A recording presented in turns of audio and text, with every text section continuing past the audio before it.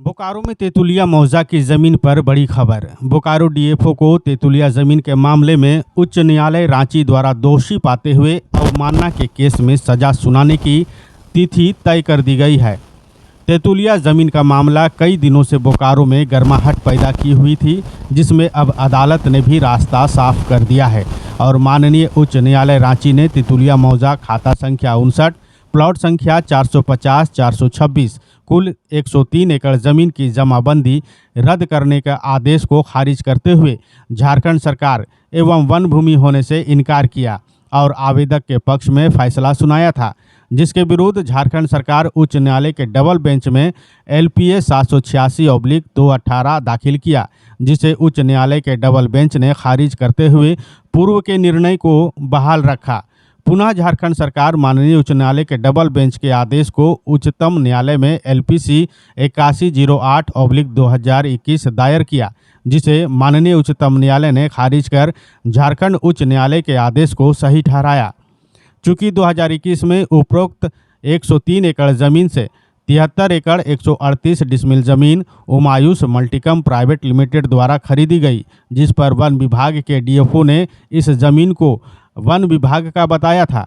इस पर उमायूस कंपनी ने 2024 में माननीय उच्च न्यायालय रांची में केस दायर किया था और इस पूरे मामले की सुनवाई करते हुए पत्रांक 23/4/24 तथा RCCF बोकारो द्वारा जारी पत्रांक 28/10/24 को खारिज करते हुए DFO बोकारो और RCCF बोकारो को अवमानना के मामले में दोषी पाते हुए 14/7/2025 को सजा सुनाने की तिथि तय कर दी गई है। इस बीच माननीय उच्चतम न्यायालय में दोषियों को अपील करने का मौका प्रदान किया गया है। वहीं इस पूरे मामले में DFO बोकारो रजनीश कुमार ने किसी तरह की कोई प्रतिक्रिया देने से इनकार किया है और कहा है मामला न्यायिक प्रक्रिया में है, इसलिए कुछ नहीं कह सकते। प्लॉट नंबर 450-426 से संबंधित है। रकबा टोटल 103 एकड़ है, जिसमें ये कंपनी जो है मात्र 73 एकड़ 1.38 डिसमिल खरीदी है उसमें से। और इसका जो है एडिशनल कलेक्टर ने जमाबंदी रद्द कर दिया था। उसके अगेंस्ट में गए थे लोग, जो रैयत हैं वो गए थे हाई कोर्ट में।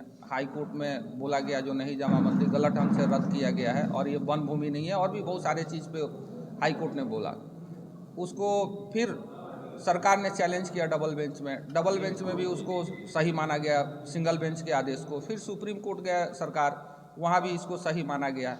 लेकिन उसके बाद भी जो अभी वर्तमान DFO साहब मिस्टर रजनीश कुमार हैं, ये इस ज़मीन के पीछे भूत की तरह लगे हुए हैं, चाहते हैं वे किसी तरह इस ज़मीन को वन भूमि बना दे, जबकि वास्तव में हाई कोर्ट, सुप्रीम कोर्ट हर जगह कहा जा चुका है जो ये वन भूमि नहीं है। फिर भी वो अपने हर तरह से अपने ऑफिशियल कार्ड से बाहर जाकर और ये सब काम कर रहे हैं और कोशिश कर रहे हैं इस ज़मीन को किसी तरह हम इसको हड़प लें।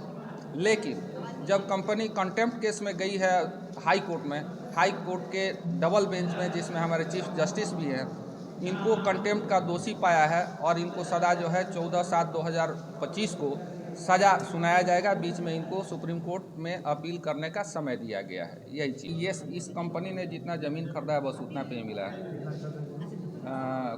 73 एकड़ 1.38 डिसमिल जी, उतना पे ही हमको डिग्री मिला है। नहीं, केस जो पहले वाला हुआ था वो 103 डिसमिल पे हुआ था। अभी वर्तमान हम लोग कंपनी की तरफ से जो हम लोग खरीदे हैं उसी पे हम लोग अभी आगे बढ़ रहे हैं।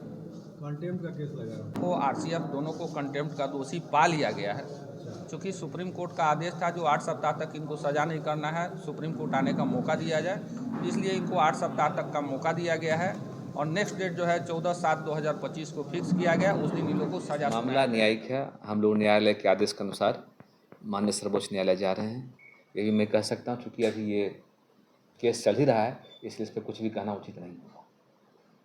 सर, जो आरोप लगाया जा रहा है कि ये भी कहा जा रहा है कि अब जो है DFO साहब तो कोर्ट जो है कर दिया है, तो क्या उसमें क्या है, कोर्ट ने क्या इसको निर्णय दिया है? कोर्ट का निर्णय जो है माननीय हाई कोर्ट की वेबसाइट पर उपलब्ध है, आप पढ़ सकते हैं। क्योंकि यह मामला न्यायिक है, इसलिए मैं इस पर कुछ कमेंट करने से भी बचना चाहूँगा। जल्द ही निर्णय हो जाएगा, उसके बाद मैं बता पाऊँगा। अब सुप्रीम कोर्ट जा रहे हैं जी, माननीय न्यायालय के आदेश के अनुसार हम लोग सुप्रीम कोर्ट जा रहे हैं।